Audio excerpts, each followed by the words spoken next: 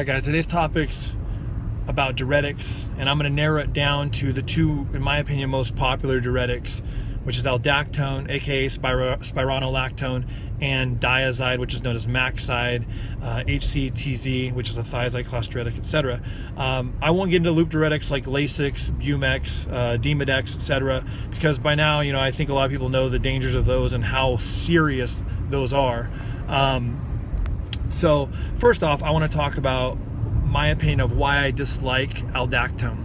And if anyone followed my MD Muscular Development Forum thread, Stop Screwing Up Your Contest Prep from 2011, they will know that I just don't really like aldactone for a variety of reasons, and my opinion still stays the same 5 years later. It's an anti-androgen. Any man that values their testosterone levels wants to avoid anything that lowers it, and an anti-androgen such as spironolactone does just that. It can also lower your DHT low enough, which is a hardener, to where you get breast tenderness and it can develop gynecomastia. Not good. So it's usually just touted as something that's mild. It's potassium sparing. Yeah, it's mild because it's really not a first-line diuretic. It has so many other uses, anti-androgen for hirsutism. It can just help with other things, but it's just not a first-class diuretic. But it does preserve potassium, so people think that or equates that with safety.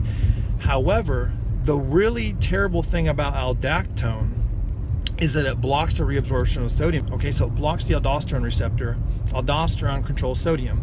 And yeah, too much sodium is bad for peaking for a contest, but you also need sodium to contract your muscles and not cramp. And a lot of times, people will employ aldactone 2 days out, 3 days out, 4 days out, because it does build up in the blood. And once it builds up, here's another terrible thing. I don't want to get off topic here, but once it builds up in the blood, it stays in the blood.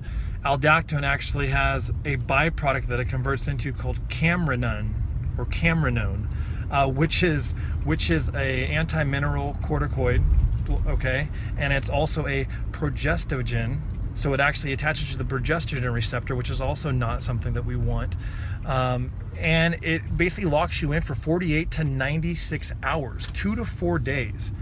So if you are cramping and you need to get out of that cramping state, you essentially can't, because whenever you reintroduce your sodium from your Funyuns, your burger, whatever, aldosterone's blocked.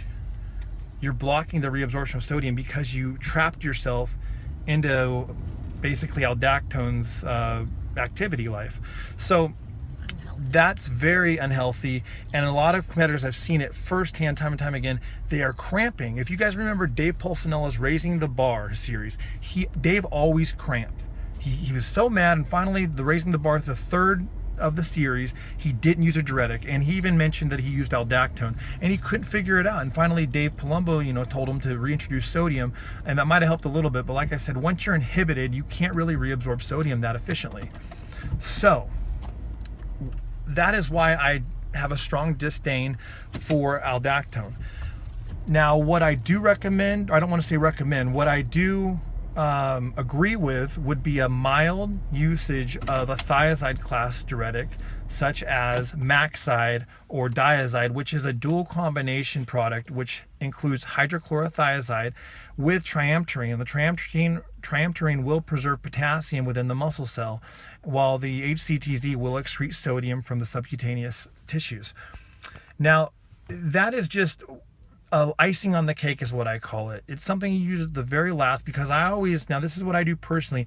I like to create a diuretic-like effect just from my own manipulation of sodium, carbs, water intake, all that stuff. I get the body in a flushing state with all my athletes.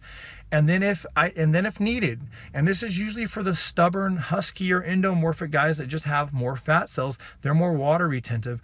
Those guys, after I manipulate water, sodium, carbs, depletion, all that stuff, and they're already excreting, I like to have them overshoot with maybe just a mild half tab of a thiazide class diuretic. And that kind of overshoots them and really pulls any lingering water out of the cells. So in a perfect world, you probably don't need a diuretic, but as bodybuilders, we're so over the top that we just, even if we're dry, we still want to just take a half tab or a quarter just for the hell of it, because it's just in our mentality.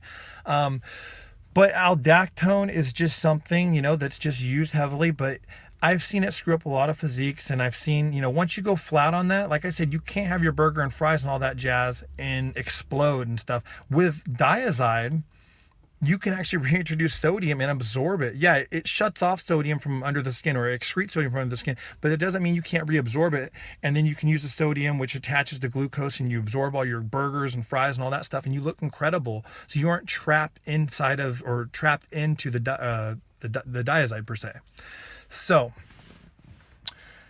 that is all I'm going to say now on the topic of diuretics. And I hope that it's opened up a little bit of light for you guys, or shed some light on the topic. And I will say, a lot of times people said, oh, well, Dactone worked great for me.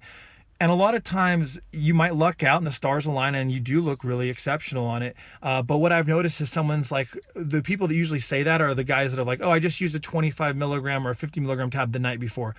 Well, it takes around 4 to 12 hours to even kick in, let alone build up. So they're really it's not even touching them or screwing them up until after this show anyway, or so. And 25 to 50 milligrams of Dactone is very minor and minute.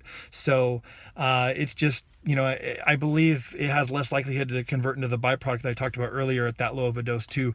But, the real way to use it is to have people start it early and build up 100 milligrams, 200 milligrams in the blood. And like I said, once you're there, you're trapped. So. Oh, what about vasodry? You want me to plug my product? Yeah. Okay, well, I'm gonna plug my product. I didn't intend to do this, but my wife just reminded me. But I do have a topical diuretic called VasoDry. I have an original version and a VasoDry Professional, which is more advanced. Difference between the professional guys from the regular is simple. The professional is oversaturated with caffeine byproducts, so methylxanthines, theophylline, theobromine, and caffeine anhydrous.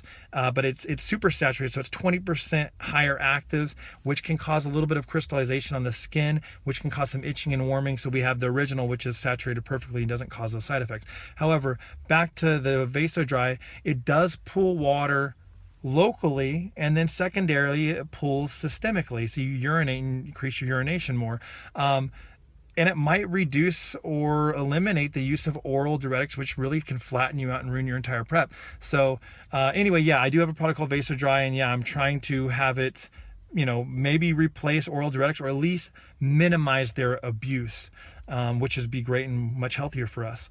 So there you have it. There's my opinion on diuretics, namely thiazide, maxide, diazide, and of course aldactone or alcraptone.